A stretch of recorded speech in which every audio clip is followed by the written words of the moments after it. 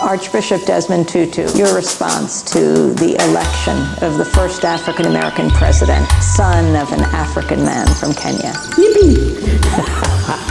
No, yippee is actually, it captures something that is almost ineffable. It's very close to the kind of feelings we had April the 27th, 1994. And some, maybe a few people in this country have said it was, as it were, the Mandela moment. It's a moment when especially people of color have a new spring in their step. They can walk a great deal taller than they used to.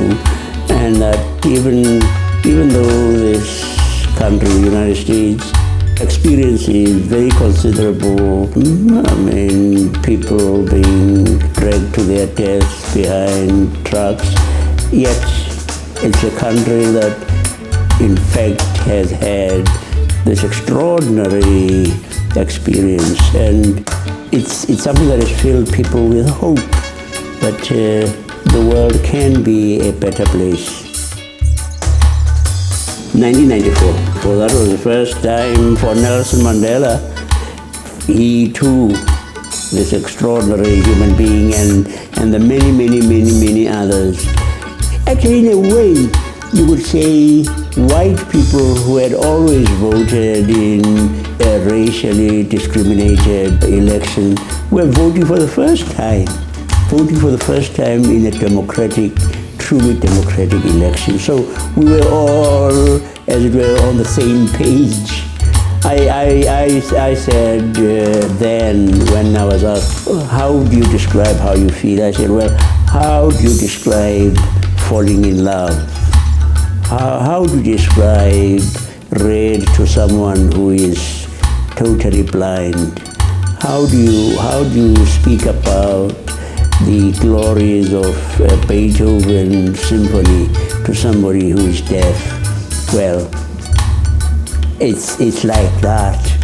I mean, I'm over the moon, I'm on cloud 9.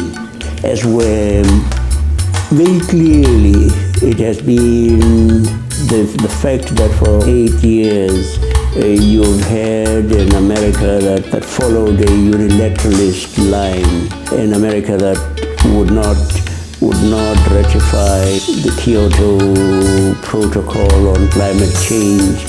Most of the world had, and America just said, go jump in the lake.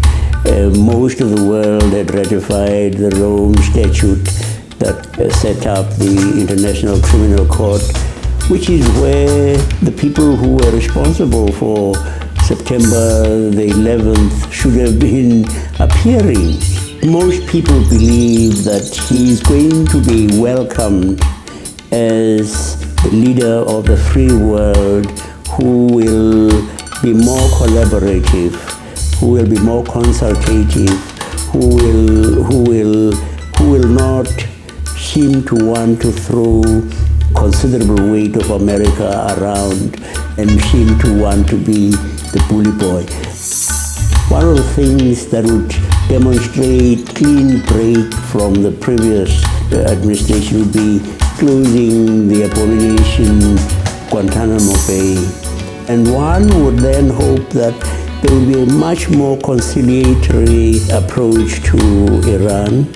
Let's say the belligerence that has largely characterized the Bush administration.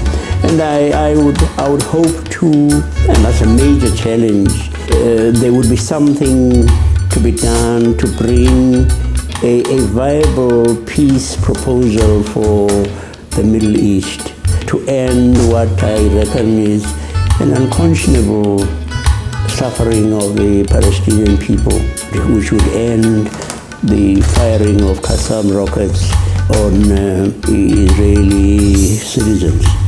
You were blocked from going into Gaza in 2006, leading a UN delegation there after the killing of a number of Palestinians. Some very interesting moves with the outgoing Prime Minister. Israel has to consider very seriously the proposal of going back to the boundaries of 1967. That's a very important initiative if that was taken. I think that we would have to move very quickly to lifting the embargo. The suffering is unacceptable. It's totally unacceptable. And it is quite contrary to the best teachings of the Jewish faith. And I know, there are very, very many in Israel who are opposed to what is happening. I pray fervently that there will be a boldness in saying we've got to resolve this. The tensions between, say, the West and the Muslim world, and a large part of the Muslim world, I believe myself we're going to find that evaporates. This is a saw. And so you have that cycle, the response of Israel to the suicide bomber, which you know is going to provoke another cycle. And one says, no, that's not how God intended us to live. It's been shown, it happened in South Africa. It is possible for people who have been enemies to begin to think that they can be friends, at least to coexist.